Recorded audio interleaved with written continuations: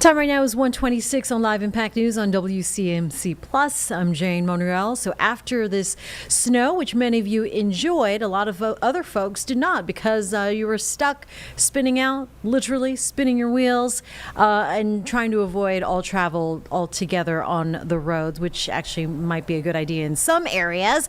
Our Miles Harris now joining us from West Charlotte.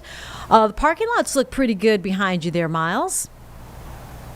Yeah, Jane, like you said, I mean, it's really a mixed bag when you're talking about the conditions on the roadways. I want to step to the side and show you. This is Woodridge Center Drive, and for the most part, right, it looks pretty clear, maybe a little bit of slush, but if you look just past it and even take a look up on the bridge over here just off of Dwight Evans Road, you can barely see the road. So the visibility along the lines of the road here is obviously a big concern, but also if you take a look, you're seeing how much of that ice and slush is really making things really a challenge for some of the drivers. I mean, we've been here for the last hour, I'd say, or so, and we definitely see some cars taking their time and also maybe sliding a little bit on that ice as well. So definitely a major concern when it comes to certain areas, side roads, bridges that still look like this today. So we are not down and out when it comes to the road conditions just yet, and we do know that the road conditions today also has affected services like CATS, for example. We know that they delayed their start time when it came to the Blue Line.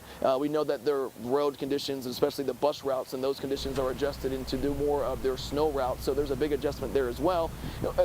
And we will be able to talk to NCDOT here in the next hour. I know you guys are, and there's still a lot of questions, obviously, concerning with their efforts and what they're doing throughout today and throughout the rest of the week to make sure that more of the roads look more clear, more visible, I should say, as well. But we know that there's been some issues along roadways like I-85, major roadways there.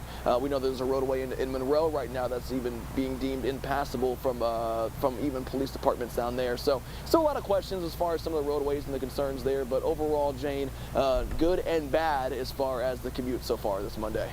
All right, Miles, you're from Ohio. You are accustomed to some of these snowy conditions and roadways.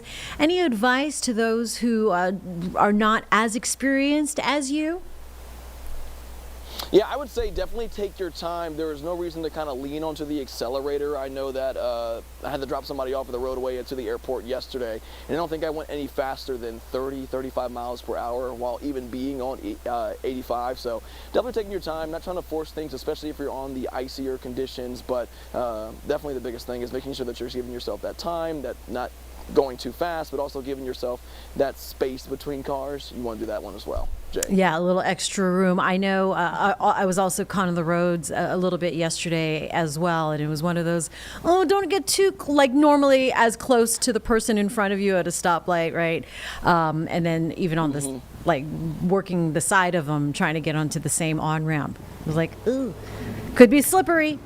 Could be slippery. All right, our Miles Harris. I know 85 was trouble. We'll talk to NCDOT for you. And I know that big pileup in Kannapolis was one of the culprits for the weekend. Thanks for that report. See you later. Thanks. See you.